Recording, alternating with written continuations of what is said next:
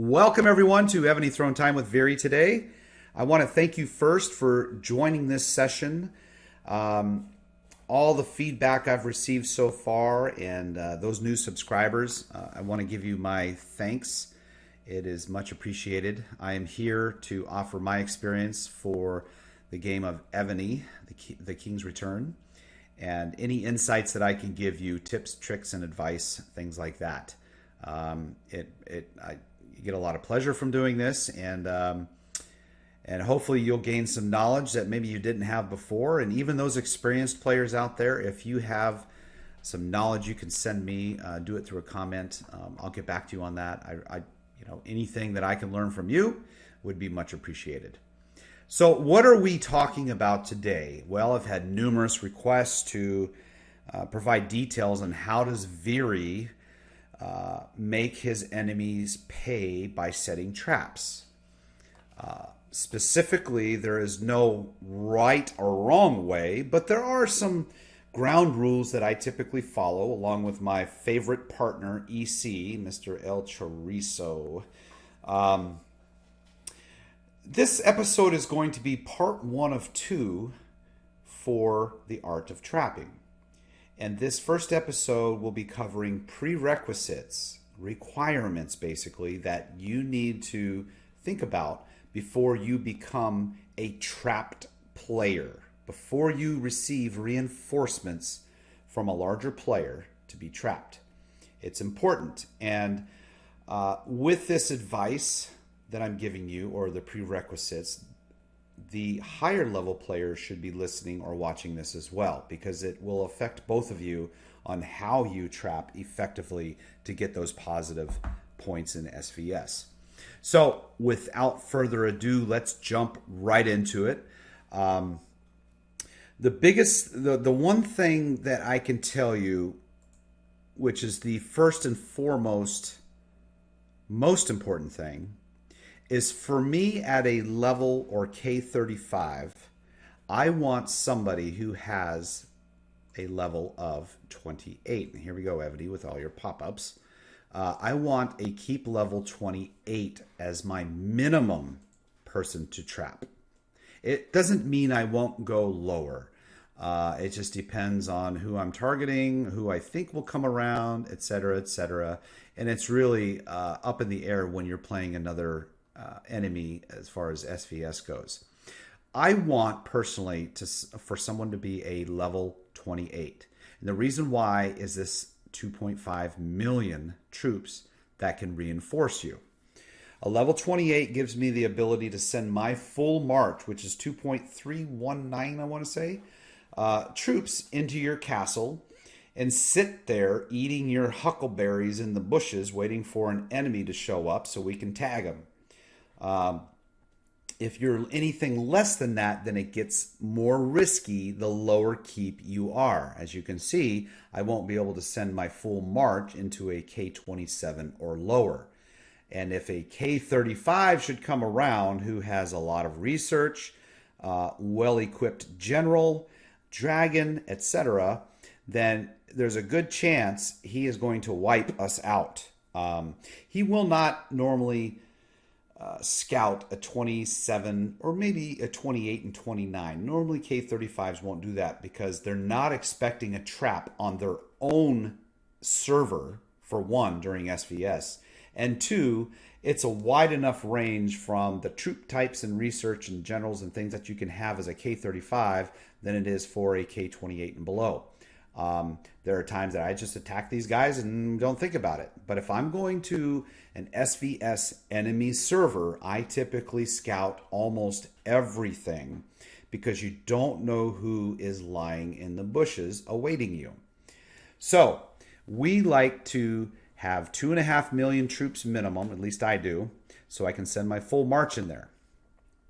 For anyone that's lower than a K35, this is my advice to you. If you're a K31 or 32 or even 30, you can go down as low as you like. More than likely, if you were to send your T12s into a 27 or a 26, I might be surprised if I don't scout you and attack you. And there's a good chance, based off what kind of troops and research you may have, and the general type and gear that you might beat me. It might surprise me, and just you might beat me as a K-35 attacking your trap. It's not always the case, though, because I have a powerful troop with a lot of good buffs and everything else, and I typically always buff before I attack. But for you lower level guys, it's okay to be trapping, you know, a 28, 27, 26. You just have to be careful. And in the next video, I will explain a little bit more for the lower level players that want to trap someone lower than them. But for purposes of today, the prerequisites and the requirements that I put in place for myself is I want a 28 with 2.5 million March. And we're done, right? Wrong. Not only do you have to have that 2.5 million March, but you must also have a good wall general. Your defense general needs to be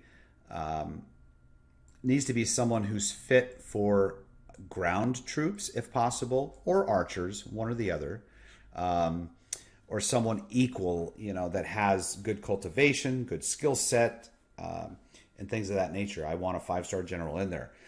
I am relying, as the person reinforcing you, I am relying on your general, your wall general, and your archer tower general to protect not only you, but to protect me. And whatever buffs you have, the 4 different buff types, whatever buffs you have at that point while I'm trapping you. When I trap you as a K-35, even though I have the march size capacity, the all troops attack, the HP, and the defense, those aren't going to help me as a whole inside of your keep. I'm relying on your wall because my guys are sitting inside your city, and you need to have the proper gear, the proper general, and the research to protect not only you but me. So I'm not using my buffs when that happens. I have Yi Sun Sin. He's not the greatest, but I've built him, been building him for a long time. It doesn't matter who you have. I prefer Tran. He's a work in progress. If I were to be a lower keep and have someone trap me, I would definitely take Tran. I would definitely take Yi Sun if I needed to. But you want to have a good wall general, okay? And the same goes with your archer general. You need to have a decent archer general as your duty officer, okay? I have Ban Chao. In my opinion, he's the best out of the entire group of generals you could possibly have. Look, I have him as a special benefit duty officer.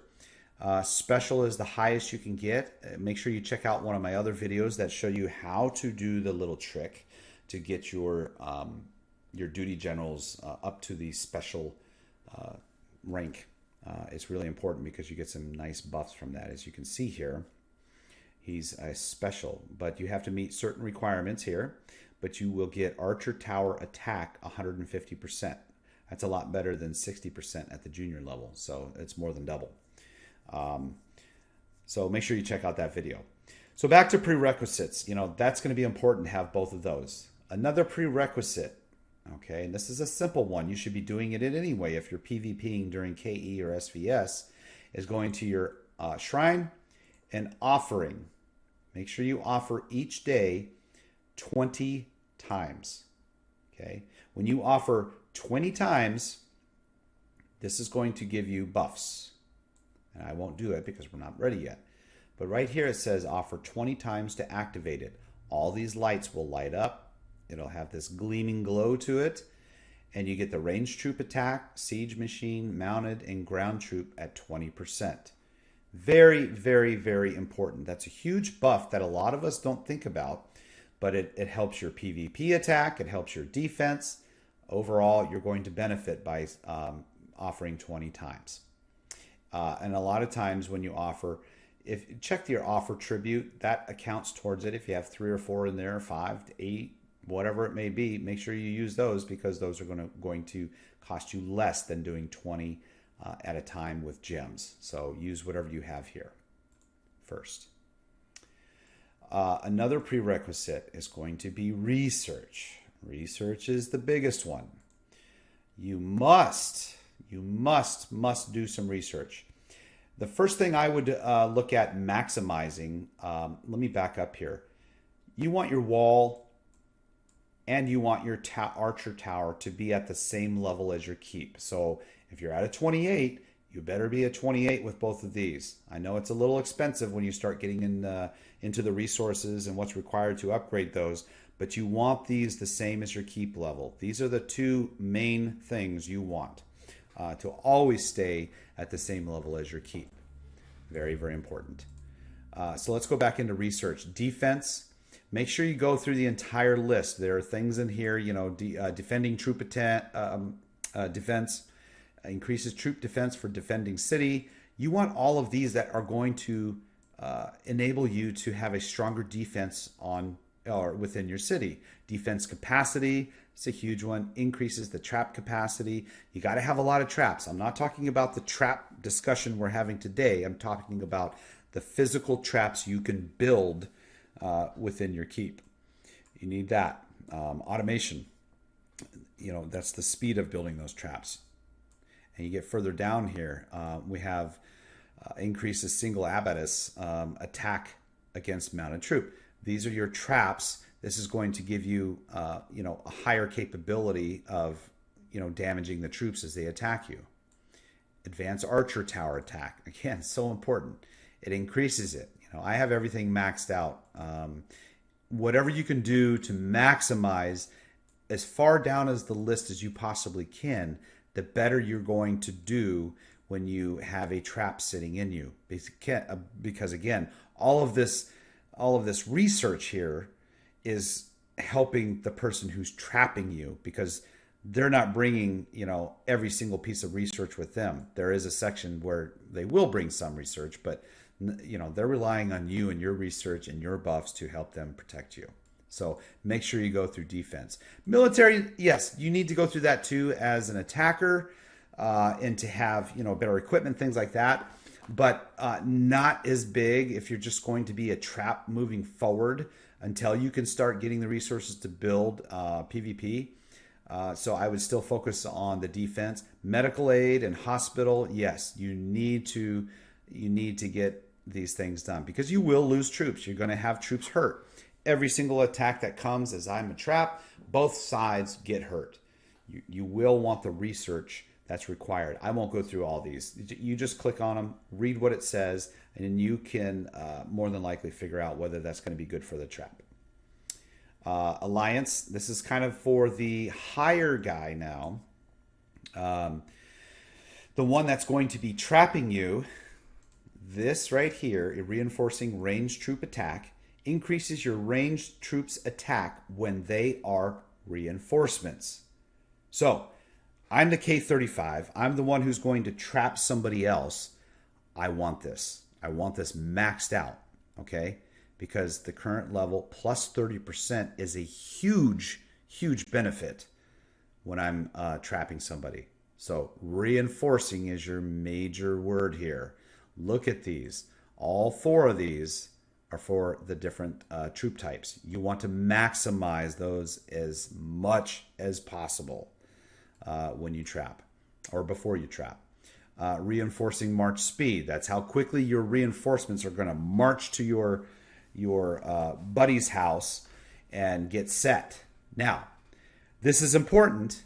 It may not be, well, it's definitely not as important as using speed ups when you do that, because you're trying to secretly sit way off on another side, you know, away from your partner, and start a march there. The enemy can see the green lines if they happen to be looking at your buddy's keep. You want to speed the march there and arrive so those lines go away. This will help you some, but you're going to be using march speed ups when that time comes. Reinforcing siege machine attacks. Again, you go into these, increases your siege machine's HP when they're reinforcements. This is all about reinforcements here until you get onto this level. And again, reinforcing mounted troops defense. You have all these that you need to look at. And just maximize them as much as possible. Try to equally, you know, what I focused on before I maxed these, was I focused on both ground troops and my range troops right here. both of these, because I'm trapping someone with either ground or range. I never do it with mounted, and I never do it with siege, except for the little bit of siege I may add into these marches here. But focus on these. You don't necessarily need to do all these. In another video, you can check out how to get to the next level without having to maximize the one before it. So in this case, 20 out of 20. I only needed to take this to 10 before these two opened up. And again, 10 on each of these for the next one to open up. And then just down the road. When you get to 25, it's going to be half of that, roughly 12 or 13 to open the next one, because it's 25. It's an odd number.